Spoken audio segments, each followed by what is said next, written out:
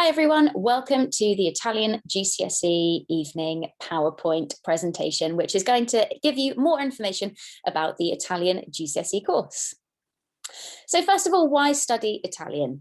Italian is a fantastic language, and even though it might not be one of the big players like French or English, actually it's still a really important language. Italy draws over 94 million tourists per year. It's got the 8th largest economy in the world and the 3rd most important in Europe. So it's a really big player in the business world.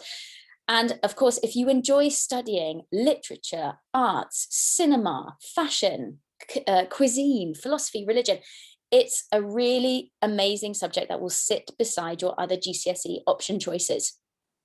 I can think of students that we have currently studying Italian A-level with us. There's one student who is going off to study fashion with Italian next year at university, because her dream is to go and study fashion and then be able to work in the Italian fashion industry, maybe in Milan. And time again, students say that Italian has really supported their learning in other subjects because, of course, it gives them that other cultural perspective. Italy also has more UNESCO World Heritage Sites than any other country in the world. So if you're a history and culture buff, then Italy is for you. It's the mother tongue of around 85 million people, and Italian is spoken by around 120 million people worldwide, including maybe those who have it as their second language. Perhaps most importantly, Italy is worth £8 billion to the UK economy. It is a key manufacturer, and it does a lot of trade with the UK. So again, from a business perspective, Italy is very, very, very important. It's also, according to the British Council, the 4th most requested language on certain job applications. So it will really make you stand out. There are far fewer people that study Italian than there are some of the other languages. And you've seen how important it is. So there is always the need for Italian speakers. It's also worth pointing out that actually people who have a particular mother tongue and then additional languages might do different jobs to people the other way around. So for example, somebody who is Italian who's learnt English might have a different role or a different way that they prefer to translate or interpret than somebody who is the other way around. So maybe an English speaker who has learnt Italian. So how is the exam structured? Well, each part of the GCSE is worth 25% of the GCSE. You are assessed in listening, speaking, reading, and writing. And of course, we will talk to you in more detail about what the different exam papers involve. You can also see that there are 2 tiers for GCSE languages, and the foundation tier capping off at A grade 5, the higher tier capping off at the 9. And it must be said that the majority, if not all actually, of our students so far have sat the higher tier papers. So what are the different themes that we're studying? One thing worth mentioning is that the GCSE exam board, AQA, in terms of the exam structure and the topics, is the same for French, which of course is the other language that you will be studying. So students often say that having the exam and topics the same really help them consolidate their knowledge. You're getting double the practice at the exam technique. So hopefully you'll feel extra confident with the demands of the course. And the other thing that we love teaching about on the GCSE Italian course is really cultural stuff and how there are maybe similarities and differences to British culture. And we'll look at this especially when we have our topic on customs and festivals. And also we might explore some of the differences between the Italian schooling system, the British school system, and how maybe the Italians use technology in a different way. So again, there's lots of interesting stuff going on the course.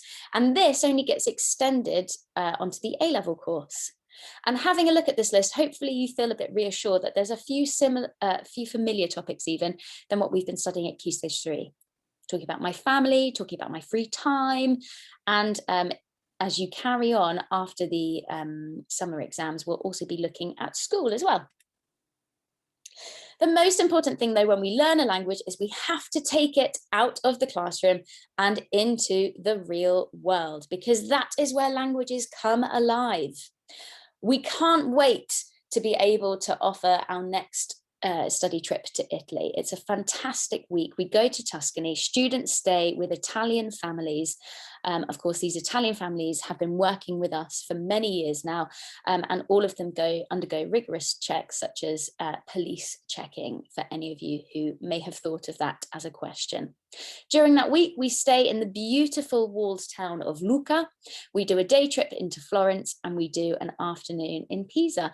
We also do other activities such as going out to a Tuscan farmhouse in the rolling hills and doing a cookery workshop lesson. We make pasta, we make bruschetta, we make tiramisu, we make a ragu. It's delicious. It's one of my most favorite things that we can possibly do during the school year, and our students love it. There's also the opportunity, it doesn't pertain to the GCSE course, but afterwards for A-level, if you continue studying Italian, there is the opportunity to do some work experience as well. This isn't run directly through JCG. This is actually run through an external company, and of course we will give you extra details as to if and when it is being able to run. Lots of different reasons to be learning a language: work and business, discovering new cultures, going on your travels, and of course it's for that love of learning, as I've already said. Why just stop at exploring English literature when you can look at Italian literature? Why just stop at learning about your own culture when you can learn about others, learn about other cultures' food? It's fantastic. Now, here are some headlines which I really wish I didn't have to see on Google. In fact, if you Google Language Learning Crisis UK, it is a worrying amount of headlines. The top one here, taken from The Guardian: language skills, the lack of language skills are costing the UK economy £48 billion a year. Monolingual Britons risk being left behind. There's so much international trade, and we can't just rely upon our English skills and also our Anglophone friends, such as the United States, Australia, etc. The British Academy is very worried about this decline in the study of languages, and language learning has to be key in order for us to continue to thrive, create those really important deals, business deals, trade deals, political relationships in the future.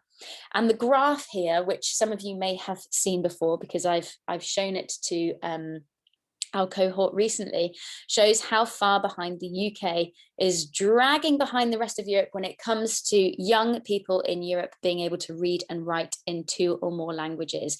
Quite honestly, it is shameful, and it wouldn't surprise me if among that 32%, there are a lot of people who have grown up anyway in a multilingual household, and therefore that being the reason as to why they can read or write in that other language. So finally, what will I need to do to succeed? Well, I'm not going to lie. Learning a language takes hard work, but it is so rewarding. So do the work, listening to your teacher, of course. Learn your vocabulary. That's still such an important skill that we've been saying since day one for you to invest your time in. Practice your grammar. Talk as much as possible in Italian. Have fun with Italian. It's one of the few subjects where your teachers will actively tell you to go on YouTube and find a YouTuber, find a TikToker in the name of education. Go on Netflix, see if you can find any Italian films, any Italian TV programs. Maybe you can take part in many of our competitions that we enter, such as the Eisteddfod House Languages, and we always keep our eyes peeled as well for other national competitions. Come to Italy with us when we can take you there. And most importantly, ask for help. Your teachers are always here to help you out. We've got a fantastic team of Italian teachers. So I hope that that has been useful. If you still have any questions, you can either drop me an email, or of course you can come and find any one of us Italian teachers in our classroom. But that's all from me. So I will just wish you a lovely evening. Arrivederci, ciao e grazie mille.